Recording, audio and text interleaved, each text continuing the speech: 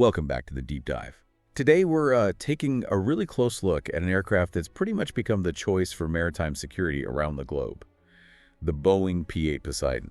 It really is an impressive piece of kit. When you dig into the source material, you see the P-8 isn't just, well, another military plane.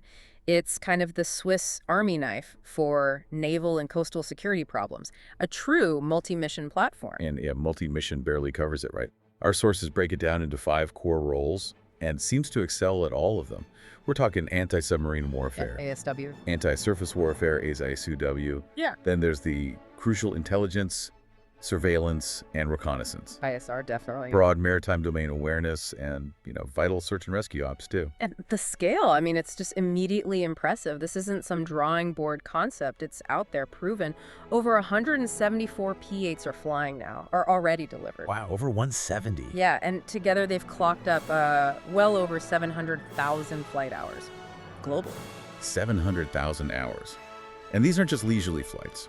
We're talking serious operational capability, max speed, 490 knots, flying way up there, 41,000 feet. And crucially, it's got in-flight refueling. That's the game changer for endurance.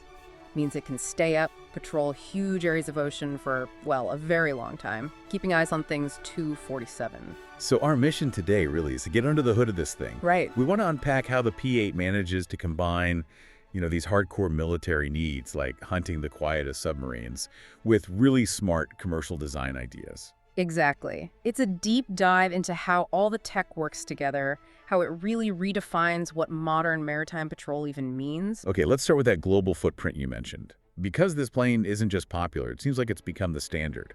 It's flown by almost everyone who matters in maritime security. That's pretty much it. You've got 2 main versions, the P-8A Poseidon and the P-8I. The A model, that's the one used by the US Navy, the UK's Royal Air Force, Australia, Norway, New Zealand, South Korea.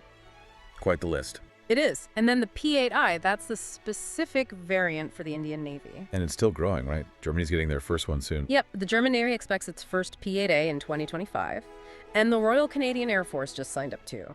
So that makes, 9 customer nations now, all banking on this one platform? 9 nations. That kind of buy-in, it says a lot about the basic engineering, doesn't it? It has to be reliable. Oh, absolutely. Each one is built tough, engineered for a 25-year service life. 25 years. And 25,000 flight hours. That's, practically an eternity in military aviation terms, built to last. Speaks volumes about the design's robustness. Yeah. And it needs to be tough. The sources really stress that it operates in the harshest maritime flight regimes, Yep. even handles icing conditions for extended periods. Well, which is critical over places like the North Atlantic. And just so you can picture it, this isn't a small drone, it's big.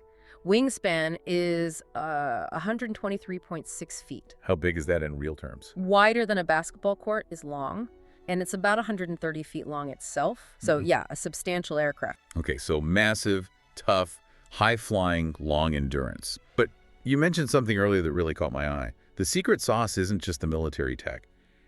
It's how they built the plane itself, this commercial commonality thing. Exactly. That's the efficiency nugget, the really surprising part. The P-8 marries all this advanced weaponry and sensor tech with an airframe that shares, get this, 86% commonality with the Boeing 737 Next Generation, the commercial airliner. Hold on, 86%. That sounds risky. I mean, using a commercial frame so closely, doesn't that open up, I don't know, different kinds of security issues or supply chain vulnerabilities compared to a purely military design? That's a fair question, and it's definitely something they had to consider. But the payoff, the so what here, is huge and seems to outweigh those risks. Think about it. Boeing already has this massive global system for supporting its commercial 737 fleet. Okay. Maintenance, spare parts. Exactly. By leveraging that existing commercial expertise, fleet management, sustainment cost, the P-8 customers get much better aircraft availability and, crucially, at a significantly lower operating cost.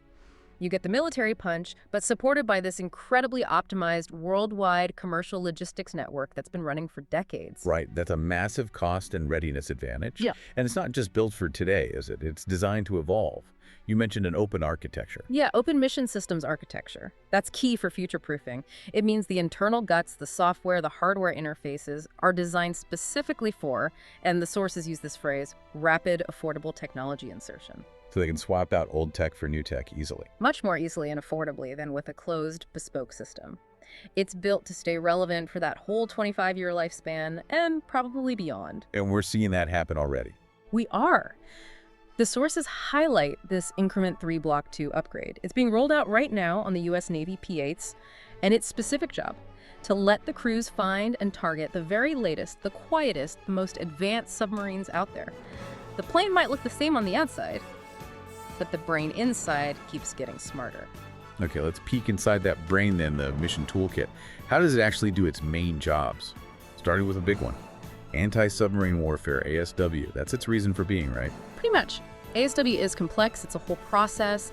You have to search for the sub, detect it, classify what kind of sub it is, localize exactly where it is, track its movement, and then, if necessary, attack it. That sounds hard.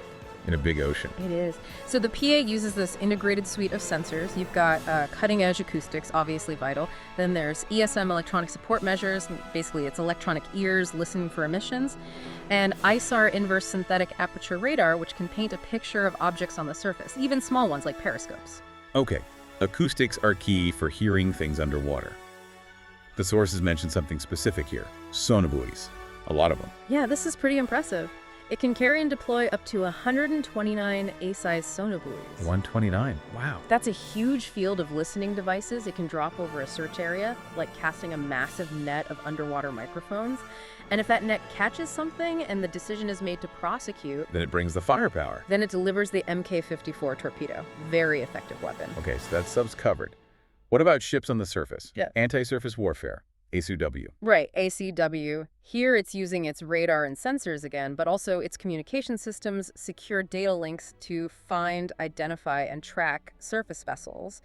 And it's not just watching, it carries Harpoon anti-ship missiles, so it can engage surface threats directly too.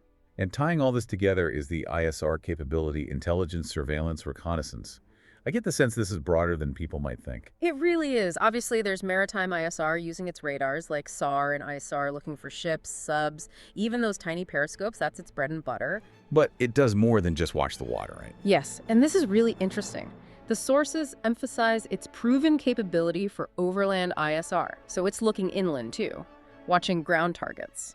Wait, a maritime patrol plane doing overland surveillance? And even more than that, it's proven to act as a command and control node C2 for land forces. Command and control from the P-8. Yeah, using its advanced mission computers, its sensors like the electro-optical infrared turret, and its communication links, it can coordinate activities on the ground. It essentially becomes this high-flying command post that connects what's happening at sea with what's happening on land. That's a huge leap for an aircraft originally designed just to hunt submarines. That really does change the game. Makes it a joint asset, not just a naval one. Okay, one more role. Search and rescue, Saray. Right. And here, those core strengths, long endurance, high speed, the ability to refuel in midair, they really pay off. It can get to a search area quickly, cover a huge patch of ocean or land, and stay there for a long time. Critical when you're looking for someone lost at sea or over remote terrain. And it brings help, too. It does. It's equipped to carry and accurately drop the UNIPAC's Search and Rescue Survival Kit. So it can deliver life rafts, supplies directly to people in distress, even from altitude over vast distances. Okay, so you have this incredibly capable, multi-role fleet flying all over the world. Keeping them flying must be a huge undertaking. Sustainment. Absolutely. And this is where that commercial commonality we talked about really comes back into play, but for the long haul. The logistics side. Exactly. The goal of the support system is, well, simple to say, hard to do.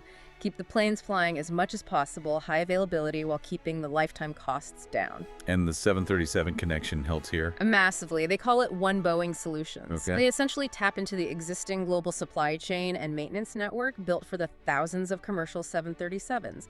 Spares, repairs, technical support.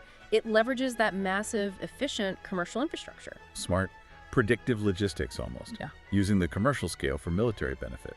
Precisely. And managing all the data these complex planes generate on every flight sensor data, system health data, that's another challenge. For that, they have a specific tool. Ah, yes, the sources mentioned this. TARDIS. Seriously. Yeah, TARDIS.